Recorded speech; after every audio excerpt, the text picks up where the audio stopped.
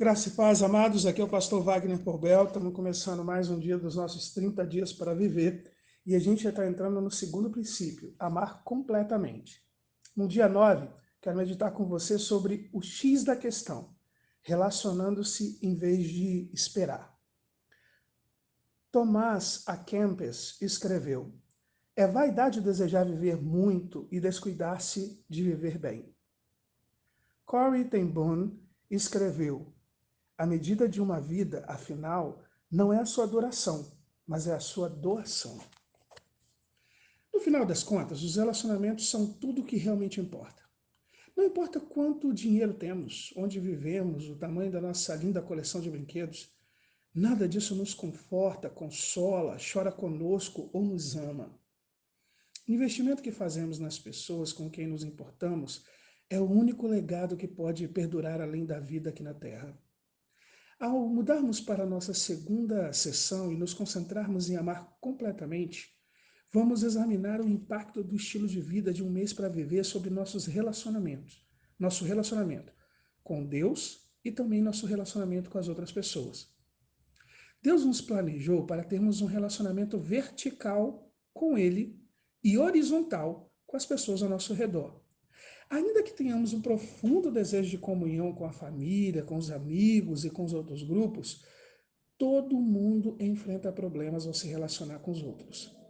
Expectativas, decepções, traições, mágoas, mentiras, mal-entendidos.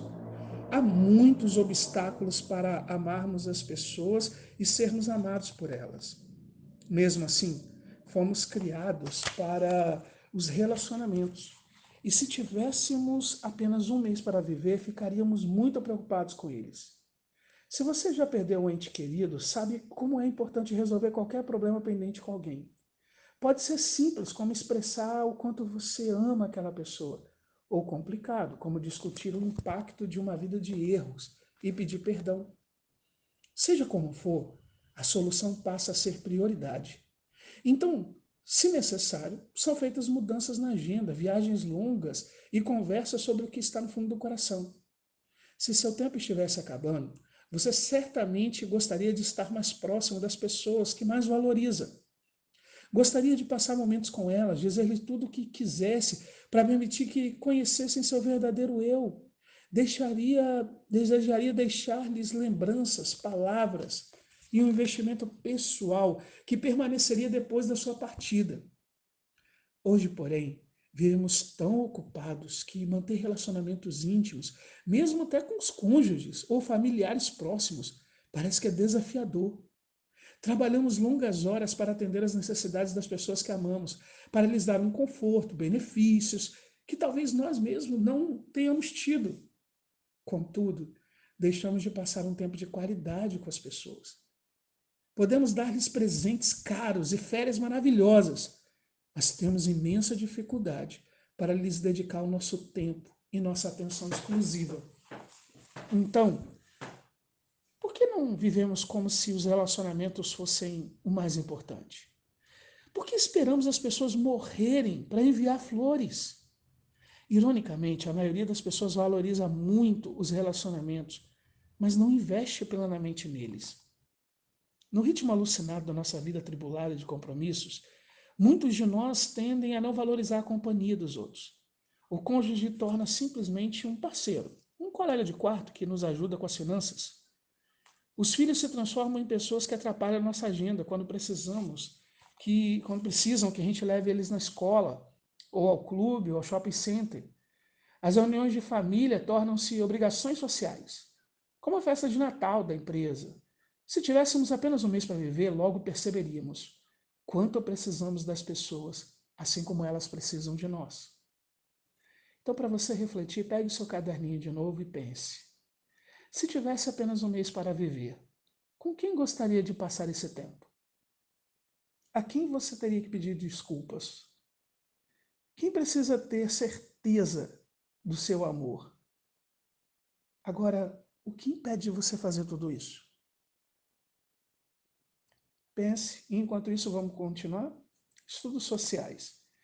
Se ainda temos uma vida inteira pela frente, é tentador nós deixarmos de dar valor às pessoas. Queremos proteger nosso coração das complicações envolvidas nos relacionamentos e desejamos afastar-nos daquilo que acontece sobre a superfície. Nós nos tornamos fortes e independentes e não confiamos em ninguém, a não ser em nós mesmos. Não importa quanto conseguimos isolar-nos e proteger-nos dos outros, pois essa atitude vai contra a nossa natureza básica. Certamente algumas pessoas são extrovertidas e outras são introvertidas. Mas todos nós fomos planejados como seres relacionais, criaturas sociais que desejam participar de alguma coisa. Foi assim que Deus nos criou, à sua imagem e semelhança. Duas verdades fundamentais sobre a existência humana podem ser encontradas no Antigo Testamento. Na história da criação do homem e da mulher, aprendemos que precisamos mais do que apenas nós mesmos. E parece que muito mais do que apenas nosso relacionamento com Deus. Então, o Senhor Deus declarou: não é bom que o homem esteja só. Farei para ele alguém que o auxilie e lhe corresponda. Gênesis 2,18. Desse modo, Deus providenciou Eva para se juntar a Adão no jardim. Você conhece o resto da história. O fruto proibido, a sedução da serpente, a expulsão do jardim. E também o mais surpreendente de tudo, Adão e Eva estavam juntos nisso. Gênesis 3,6 diz: quando a mulher viu que a árvore parecia agradável ao paladar, era atraente aos olhos e além disso desejável para dela se obter discernimento, tomou do seu fruto, comeu e deu ao seu marido, que comeu também. Eles foram parceiros no crime. E ao optar por desobedecer a Deus, abriram as portas para o pecado e nunca mais foram os mesmos. Eles se tornaram pais da condição humana, a natureza egoísta que todos nós herdamos. Como Adão e Eva, queremos ser como Deus e seguir nosso próprio caminho. O ponto de transição que eles vivenciaram no jardim plantou as sementes da discórdia e desde então os relacionamentos nunca mais foram os mesmos. Então reflita sobre isso. Quem foi a pessoa que mais te desapontou na vida? Como que você lidou com isso? Cultivou culpa? Distância? Negação? Perdão? Reagiu de alguma forma? De que modo a dor e a decepção afetaram seus outros relacionamentos? O preço do amor. Fomos planejados para ter intimidade social e emocional com aqueles que estão ao nosso redor. Mas nossos desejos estão contaminados pela inclinação egoísta do pecado, de querer ser o centro de tudo. Basicamente, essas duas forças permanecem em conflito por toda a vida. Queremos amar as pessoas, ser conhecidos, considerados e amados em retribuição. Mas as pessoas nos decepcionam, nos ferem e, na maioria das vezes, não reagem da maneira como a gente espera. Assim, a gente decide viver na defensiva, dizendo a nós mesmos que não precisamos de fato das pessoas, muito embora nosso coração diga o contrário. Madre Teresa disse que a solidão é a pior das pobrezas. Ela estava certa. Sem amor estamos emocionalmente falidos. O amor não pode ser comparado, não pode ser comprado, mas tem um preço alto, chamado sacrifício. Amar sempre significa arriscar-se à dor. Até mesmo no melhor dos relacionamentos, existe algum senso de perda potencial que nos assombra. Talvez a simples possibilidade de que a pessoa venha morrer um dia, deixando-nos sozinhos. Amamos alguém, casamos, e então descobrimos como um relacionamento tão íntimo também pode ser tão doloroso. Muitos já sentiram a terrível dor de perder os pais. Os filhos em quem você investiu sua vida crescem e por fim vão embora. Nossos amigos mais próximos trocam de emprego e se mudam para um estado diferente. Não deixamos de amar nenhuma dessas pessoas, mas sentimos dor, porque não podemos mais estar com elas da maneira como gostaríamos. A dor é assim, parte inerente de qualquer relacionamento significativo. Para amar outras pessoas, suportar as dores do coração e compartilhar vidas, é preciso um amor maior que o nosso. Precisamos sentir a plenitude do amor de Deus para que possamos morrer para nossos desejos egoístas e nos entregar livremente aos outros. Temos que primeiro olhar para Deus. Ainda que tenhamos sido feridos, ou ainda que tenhamos sido feitos para precisar de outros, as pessoas jamais satisfarão nosso desejo de ser amados como Deus nos ama. Ele demonstrou seu amor de uma maneira que mudou para sempre a história e continua a mudar um número incalculável de vidas. O maior sacrifício de amor da história foi a morte de Jesus sobre a cruz. Deus permitiu que seu único filho se tornasse mortal. A palavra se fez carne e então suportasse a mais terrível, dolorosa e humilhante morte possível, a crucificação. O amor de Deus por nós é de fato incompreensível. Nosso amor tem limites, mas o de Deus não tem limites. É completamente incondicional, sem nenhuma restrição. O sacrifício de Deus me fez lembrar a história de um homem que operava uma ponte levadiça sobre uma baía numa pequena cidade litorânea. Todo dia ele caminhava até a cabine ao lado da ponte, onde controlava a alavanca. Ao puxá-la, a ponte com seus trilhos se erguia e enormes navios passavam pelo vão. Então, ao empurrar a alavanca para baixo, a ponte levadiça baixava, ligando novamente os trilhos para que o trem pudesse passar sobre ela em segurança. Quase todos os dias, seu filho pequeno ia trabalhar com ele. O menino adorava ver o pai levantar e baixar a ponte. Certo dia, quando estavam juntos, o pai recebeu um aviso via rádio informando que um trem não programado estava a caminho e que precisava baixar a ponte. Ele olhou pela janela enquanto segurava a alavanca e viu seu filho pequeno lá fora, brincando com enormes engrenagens da ponte levadiça perto da praia. E ele gritou, mas seu filho não pôde ouvi-lo por causa de toda a emoção e do barulho da água. O homem saiu correndo da cabine de controle na direção do filho para tentar pegá-lo e puxá-lo para um lugar seguro, mas então se deu conta de uma terrível situação. Se não empurrasse a alavanca naquele exato momento, o trem cairia na água e centenas de passageiros iriam morrer. Mas se baixasse a ponte, seu filho iria morrer. No último segundo, ele tomou a mais difícil decisão da vida. Correu de volta para essa cabine de controle e empurrou a alavanca, caindo de joelhos em agonia enquanto seu filho pequeno era esmagado até a morte. Com lágrimas escorrendo pela face, o homem olhou para fora e viu o trem seguindo em segurança pela ponte. Ele pôde ver pela janela de um dos vagões-restaurantes que as pessoas estavam comendo, bebendo, rindo.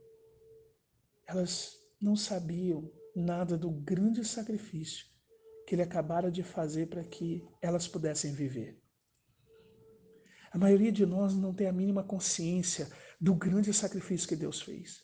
Ele deu o seu único filho, que veio a esta terra e morreu por nós para nos perdoar a culpa do passado, dar-nos um propósito para o presente e em um futuro que inclui o céu.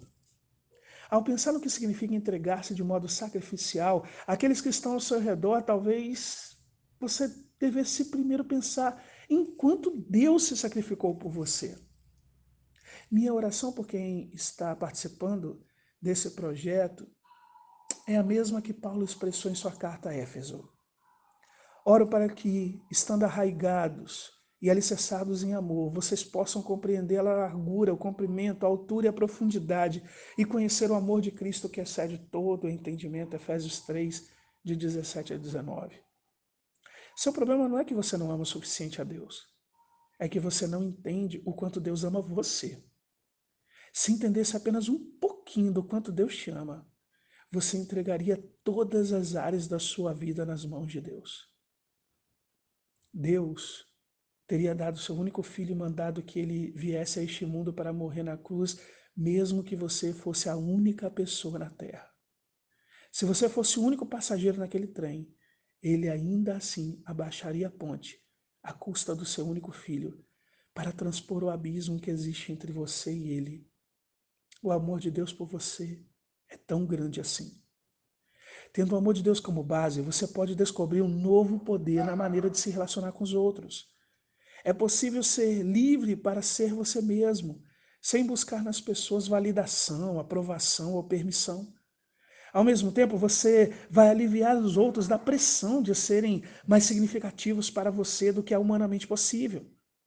Se você for capaz de pôr um fim no excesso de compromisso e prioridades invertidas, aceitando o fato de que o tempo que lhe resta na Terra é limitado, poderá ter mais intimidade na vida como nunca experimentou antes. Então, para você meditar e levar para a sua vida toda, primeiro, faça uma lista das pessoas que você gostaria de ver e com quem gostaria de compartilhar, se soubesse que só lhe restaria um mês de vida. Quais passos específicos seriam necessários para entrar em contato com essas pessoas e compartilhar seus sentimentos? Pode ser algo tão simples como marcar um encontro com o cônjuge ou planejar uma reunião com um amigo próximo. Número 2. Pense numa pessoa a quem você magoou com palavras, atos ou indiferença. Escreva uma carta pedindo-lhe perdão, explicando tudo o que gostaria de dizer a essa pessoa antes que seja tarde demais. Guarde a carta por alguns dias, depois releia e decida se deve ou não enviá-la. Terceiro, analise sua agenda pelos próximos 2 ou 3 dias. Ainda que esteja muito ocupada, ache um tempo para surpreender alguém a quem você ama. Leve um amigo ou seu cônjuge a seu restaurante favorito. Pegue as crianças na escola e vá a um parque. Apanhe seu cônjuge no trabalho e leve-o a um café. Encontre uma maneira de acrescentar conexões de qualidade ao seu cotidiano. Desejo que Deus te abençoe muito, em nome de Jesus. Amém.